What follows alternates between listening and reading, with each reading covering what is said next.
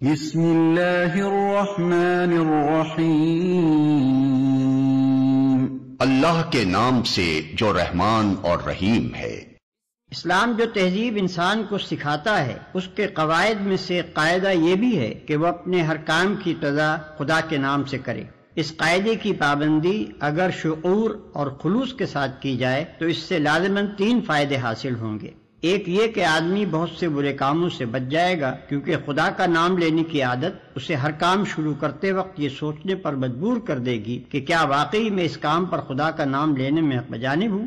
دوسرے یہ کہ جائز اور صحیح اور نیک کاموں کی ابتدا کرتے ہوئے خدا کا نام لینے سے آدمی کی ذہنیت بالکل ٹھیک سمت اختیار کر لے گی اور وہ ہمیشہ صحیح ترین نقطے سے اپنی حرکت کا آغاز کرے گا۔ تیسرا اور سب سے بڑا فائدہ یہ ہے کہ جب وہ خدا کے نام سے اپنا کام شروع کرے گا تو خدا کی تائید اور توفیق اس کے شامل حال ہوگی، اس کی صحیح میں برکت ڈالی جائے گی اور شیطان کی فساد انگیزیوں سے اس کو بچایا جائے گا۔ خدا کا طریقہ یہ ہے کہ جب بندہ اس کی طرف توجہ کرتا ہے تو وہ بھی بندے کی طرف توجہ فرماتا ہے۔ الحمد للہ رب العالمین،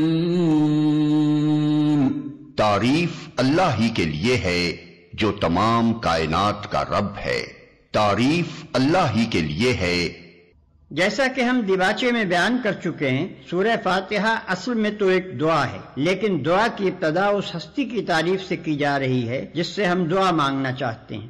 یہ گویا اس امر کی تعلیم ہے کہ دعا جب مانگو تو مہذب طریقے سے مانگو۔ یہ کوئی تہذیب نہیں ہے کہ منہ کھولتے ہی جھٹ اپنا مطلب پیش کر دیا۔ تہذیب کا تقاضا یہ ہے کہ جس سے دعا کر رہے ہو پہلے اس کی خوبی کا، اس کے احسانات اور اس کے مرتبے کا اعتراف کرو۔ تعریف ہم جس کی بھی کرتے ہیں 2 وجوہ سے کیا کرتے ہیں۔ ایک یہ کہ وہ بجائے خود حسن و خوبی اور کمال رکھتا ہو، قطع نظر اس سے کہ ہم پر اس کے ان فضائل کا کیا اثر ہے۔ دوسرے یہ کہ وہ ہمارا محسن ہو اور ہم اعتراف نعمت کے جذبے سے سرشار ہو کر اس کی خوبیاں بیان کریں۔ اللہ تعالیٰ کی تعریف ان دونوں حیثیتوں سے ہے۔ یہ ہماری قدر شناسی کا تقاضا بھی ہے اور احسان شناسی کا بھی کہ ہم اس کی تعریف میں رد اللسان ہوں۔ اور بات صرف اتنی ہی نہیں ہے کہ تعریف اللہ کے لیے ہے، بلکہ صحیح یہ ہے کہ تعریف اللہ ہی کے لیے ہے۔ یہ بات کہہ کر ایک بڑی حقیقت پر سے پردہ اٹھایا گیا ہے، اور وہ حقیقت ایسی ہے جس کی پہلی ہی ضرب سے مخلوق پرستی کی جڑ کٹ جاتی ہے۔ دنیا میں جہاں جس چیز اور جس شکل میں بھی کوئی حسن، کوئی خوبی، کوئی کمال ہے، اس کا سرچشمہ اللہ ہی کی ذات ہے۔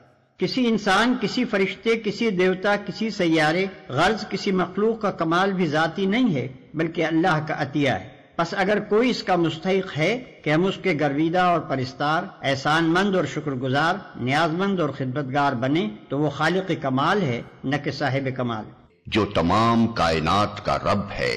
رب کا لفظ عربی زبان میں 3 معنوں میں بولا جاتا ہے۔ 1 مالک اور آقا، 2 مربی پرورش کرنے والا، خبرگیری اور نگہبانی کرنے والا، 3 فرمانروا، حاکم، مدبر اور منتظم۔ اللہ تعالیٰ ان سب معنوں میں کائنات کا رب ہے۔ الرحمن الرحیم، رحمان اور رحیم ہے۔ انسان کا خاصہ ہے کہ جب کوئی چیز اس کی نگاہ میں بہت زیادہ ہوتی ہے تو وہ مبالغے کے صیغوں میں اس کو بیان کرتا ہے، اور اگر ایک مبالغے کا لفظ بول کر وہ محسوس کرتا ہے کہ اس شے کی فراوانی کا حق ادا نہیں ہوا تو پھر وہ اسی معنی کا ایک اور لفظ بولتا ہے تاکہ وہ کمی پوری ہو جائے جو اس کے نزدیک مبالغے میں رہ گئی ہے۔ اللہ کی تعریف میں رحمان کا لفظ استعمال کرنے کے بعد پھر رحیم کا اضافہ کرنے میں بھی یہی نقطہ پوشیدہ ہے۔ رحمان عربی زبان میں بڑے مبالغے کا صیغہ ہے، لیکن خدا کی رحمت اور مہربانی اپنی مخلوق پر اتنی زیادہ ہے، اس قدر وسیع ہے، ایسی بے حد و حساب ہے کہ اس کے بیان میں بڑے سے بڑا مبالغے کا لفظ بول کر بھی جی نہیں بھرتا۔ اس لیے اس کی فراوانی کا حق ادا کرنے کے لیے پھر رحیم کا لفظ مزید استعمال کیا گیا۔ اس کی مثال ایسی ہے جیسے ہم کسی شخص کی فیاضی کے بیان میں سخی کا لفظ بول کر جب تشنگی محسوس کرتے ہیں تو اس پر داتا کا اضافہ کرتے ہیں۔ رنگ کی تعریف میں جب گورے کو کافی نہیں پاتے تو اس پر چٹے کا لفظ اور بڑھا دیتے ہیں۔ درازی قد کے ذکر میں جب لمبا کہنے سے تسلی نہیں ہوتی تو اس کے بعد تڑنگا بھی کہتے ہیں۔ مالک یوم الدین، روز جزا کا مالک ہے، یعنی اس دن کا مالک جبکہ تمام اگلی پچھلی نسلوں کو جمع کر کے ان کے کارنامہ زندگی کا حساب لیا جائے گا اور ہر انسان کو اس کے عمل کا پورا صلہ یا بدلہ مل جائے گا۔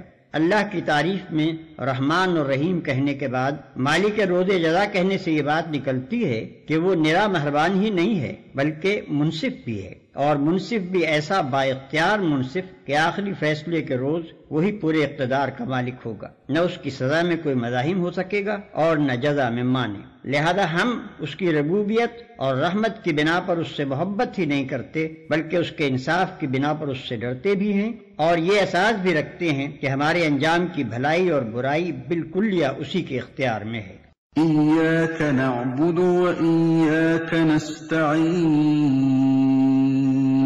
ہم تیری ہی عبادت کرتے ہیں اور تجھی سے مدد مانگتے ہیں، ہم تیری ہی عبادت کرتے ہیں۔ عبادت کا لفظ بھی عربی زبان میں 3 معنوں میں استعمال ہوتا ہے، 1 پوجا اور پرستش، 2 طاعت اور فرمانبرداری، 3 بندگی اور غلامی۔ اس مقام پر تینوں معنی بیک وقت مراد ہیں، یعنی ہم تیرے پرستار بھی ہیں، مطیع فرمان بھی اور بندہ و غلام بھی۔ اور بات صرف اتنی ہی نہیں ہے کہ ہم تیرے ساتھ یہ تعلق رکھتے ہیں، بلکہ واقعی حقیقت یہ ہے کہ ہمارا یہ تعلق صرف تیرے ہی ساتھ ہے۔ ان تینوں معنوں میں سے کسی معنی میں بھی کوئی دوسرا ہمارا معبود نہیں ہے۔ تجھی سے مدد مانگتے ہیں، یعنی تیرے ساتھ ہمارا تعلق محض عبادت ہی کا نہیں ہے بلکہ استعانت کا تعلق بھی ہم تیرے ہی ساتھ رکھتے ہیں۔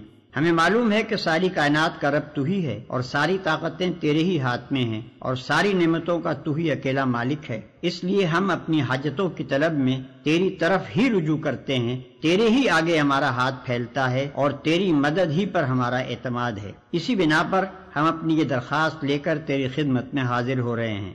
اهدنا الصراط المستقيم ہمیں سیدھا راستہ دکھا۔ یعنی زندگی کے ہر شعبے میں خیال اور عمل اور برتاؤ کا وہ طریقہ ہمیں بتا جو بالکل صحیح ہو، جس میں غلط بینی اور غلط کاری اور بد انجامی کا خطرہ نہ ہو، جس پر چل کر ہم سچی فلاح و سعادت حاصل کر سکیں۔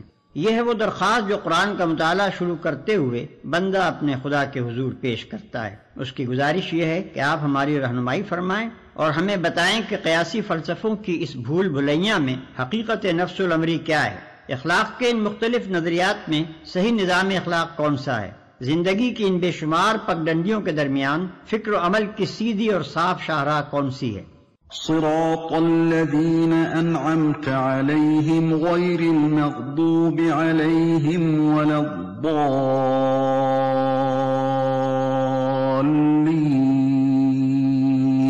ان لوگوں کا راستہ جن پر تو نے انعام فرمایا، جو ماتوب نہیں ہوئے، جو بھٹکے ہوئے نہیں ہیں، ان لوگوں کا راستہ جن پر تو نے انعام فرمایا۔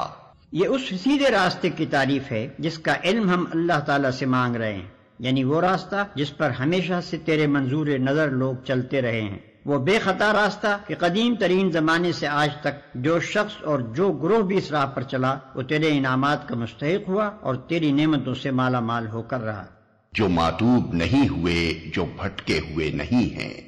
یعنی انعام پانے والوں سے ہماری مراد وہ لوگ نہیں ہیں جو بظاہر عارضی طور پر تیری دنیاوی نعمتوں سے سرفراز تو ہوتے ہیں مگر دراصل وہ تیرے غضب کے مستحق ہوا کرتے ہیں اور اپنی فلاح و سعادت کی راہ گم کیے ہوئے ہوتے ہیں۔